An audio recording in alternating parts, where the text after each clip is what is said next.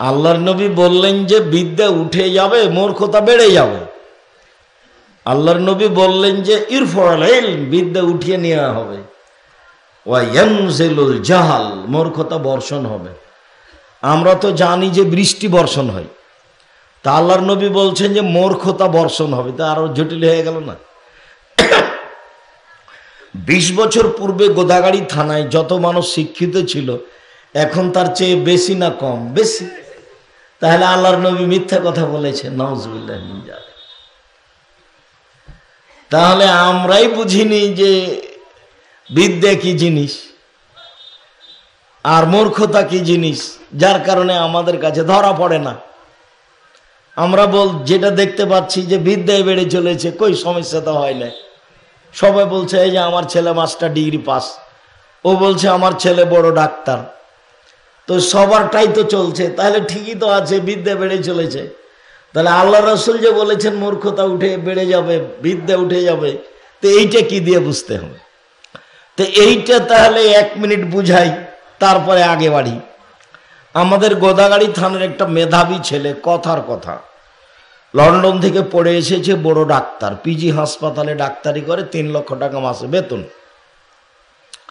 তো একদিন আমাদের গোদাগাড়িতে পল্লী অঞ্চলে এই গ্রামে আসলো, দেলসাদপুর গ্রামে, গাড়ি থেকে নামলো, বড় ডাক্তার, গ্রামবাসী চেয়ে আছে, মেধাও ভালো ছিল, সবার সাথে ভালো কথা বলে, সবাই ভালোবাসে, মা চাচি আমাদের ছেলে। গাড়ি থেকে নামলো, দাড়ি চাঁচা আছে, গলায় টাই আছে, প্যান্টটা টাকনোর নিচে আছে, হাতে সিগারেট আছে, এভাবে গাড়ি থেকে নামলো। একটু পরে দেখলাম বৌমা গাড়ি থেকে নামলো, গায়ে হালকা হালকা কাপড় আছে। একটু পরে দেখলাম পুতিন নাতনি গাড়ি থেকে নামলো, গায়ে কাপড় নাই তেমন। দেখি গাড়ির পিছন দিকে কুকুর আছে।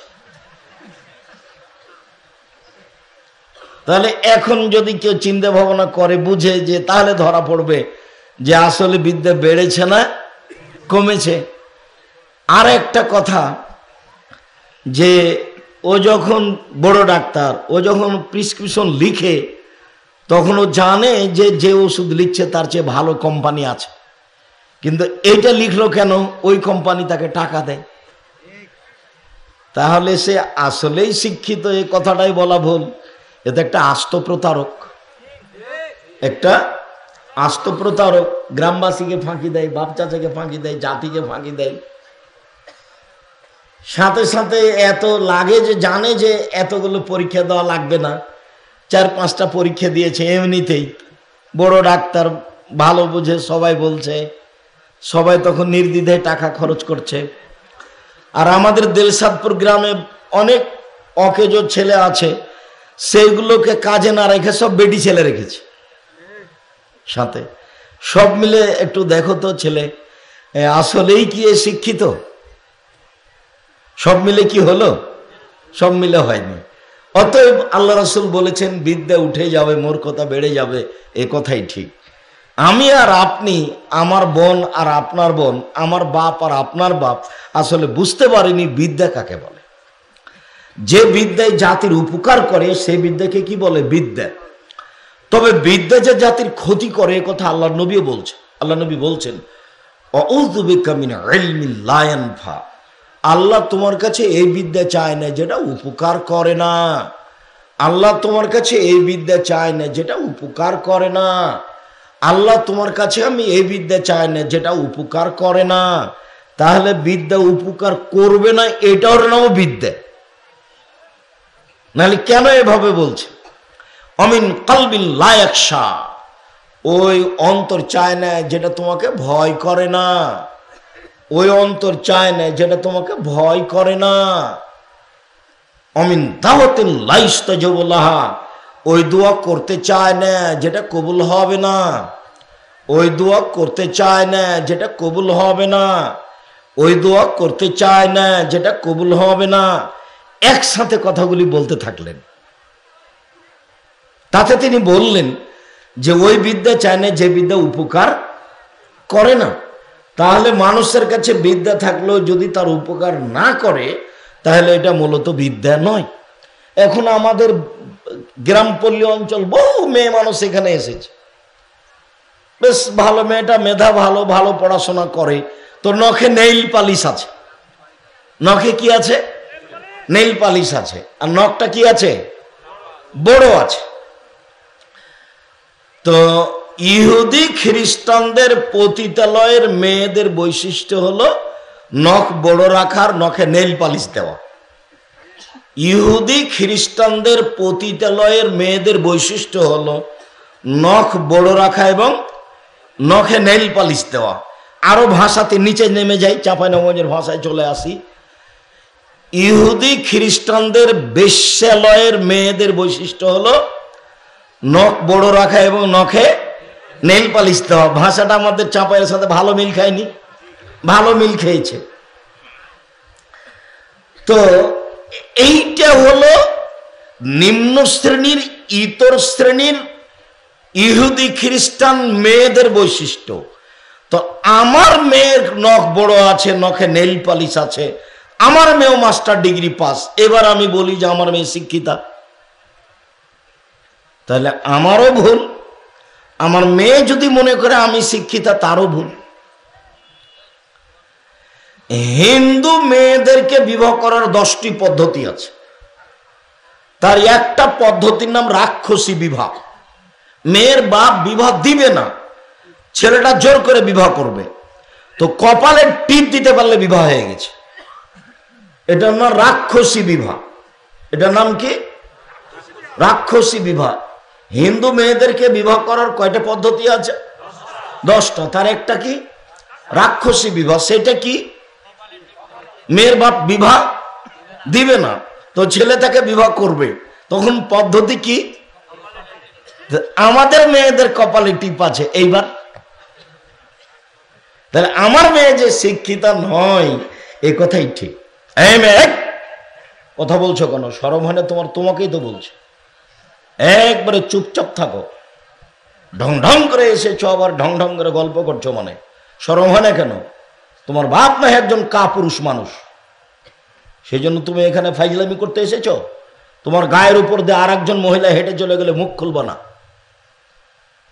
যদি সামলাতে পারো বসে থাকো, নইলে তোমার আশাই ভুল হয়েছে। তুমি জানো, তোমার বাপ জানে, তোমার ভাই জানে যে আমি আব্দুর রাজ্জাক বিন ইউসুফ আমার জীবনে কোনোদিনও অপ্রয়োজনীয় আমি কথা বলিনি। এটা রাজশাহী, এটা চাঁপাইনবাবগঞ্জ, এটা আমার জন্মভূমি। আমার সব সময় দৃঢ়তা কাজ করে যে সারা রাজশাহীর, সারা চাঁপাইনবাবগঞ্জের মহিলা পুরুষ আব্দুর রাজ্জাক সাহেবের সাথে পরামর্শ করবে। আমি তাকে দিনের ব্যাপারে, ধর্মের ব্যাপারে ভালো পরামর্শ দেবই দেবে ইনশাআল্লাহ। জাতির যদি রাস্তাঘাট করে দিতে না পারি, জাতির যদি স্কুল কলেজ করে দিতে না পারি, জাতিকে চূড়ান্ত সঠিক ধর্ম দিতে পারবো ইনশাআল্লাহ। ধর্মের ব্যাপারে জাতিকে ফাঁকি দিয়ে পরকাল হারাতে রাজি নই। এই বিষয়ে শক্ত পদক্ষেপ নিয়ে মাঠে থাকি। পদক্ষেপে সামান্যতম কোনো দুর্বলতা নেই। জীবনে কোনোদিন অপ্রয়োজনীয় কথা বলিনি, জীবনে কোনোদিন কেসা কাহিনী বলিনি, জীবনে কোনোদিন দল মাঝাব নিয়ে কথা বলিনি, ও পাতাই পড়ি না। জীবনে কোনোদিন সরকার নিয়ে কথা বলতে জানে, ওই পাতাই পড়ি না। মানুষের সামনে দাঁড়ালে যে বিষয় নিয়ে কথা বলতে চাই সেই বিষয়ে একটানা কথা বলতে থাকে। আলহামদুলিল্লাহ, বহু হাদিস মুখস্থ আছে, আমি ধারাবাহিকভাবে বলতে পারি আলহামদুলিল্লাহ।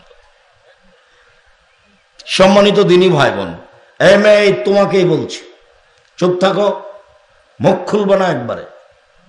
আর একজন মহিলা যদি আপনার গায়ের উপর দিয়ে চড়ে চলে যায়, আপনি মুখ খুলবেন না।